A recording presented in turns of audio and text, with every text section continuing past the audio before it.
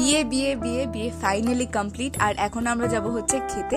আর এটাই হলো দিদির বিয়ে উপলক্ষে last mini blog, because reception আমরা অ্যাটেন্ড করলেও রিসেপশনের কোনো মিনি ব্লগ আমি করিনি। তার কারণ আমি পরে তোমাদেরকে এই মিনি ব্লগেই জানাচ্ছি। তার আগে চলো এই ব্লগটা কন্টিনিউ করা যাক। দেখতেই পাচ্ছ আমরা সবাই মিলে খেতে বসে গেছিলাম। আর যেহেতু আমরা চাদর নিয়েছিলাম, বাট চাদরটা নিয়ে খেতে অসুবিধা হচ্ছিল, তাই মায়েদের হাতে চাদরগুলোকে ধরিয়ে দিয়ে আমরা বসে গেছিলাম খেতে।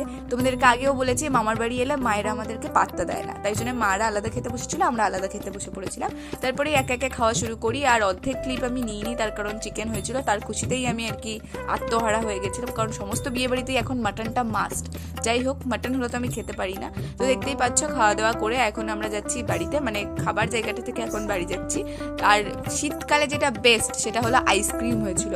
আমাকে জোর করে খেতে না দিলেও আমি লুকিয়ে লুকিয়ে দুটো আইসক্রিম খেয়ে নিয়েছিলাম, সেটা আলাদা বিষয়। এখন আমরা যাচ্ছি হচ্ছে ঘরে। আর এই যে আমাদের সবার হাতে আইসক্রিম দেখতেই পাচ্ছ। আর কেন আমরা রিসেপশনে মিনি ব্লগ করিনি তার কারণ হচ্ছে আমার 16 বছরের একটা ভ্যাকসিনেশন ছিল, আর সেটা নিয়েই আমি জ্বরে উল্টিয়ে পড়েছিলাম, তাই রিসেপশনের কোনো মিনি ব্লগ আমি করতে পারিনি। So guys, by.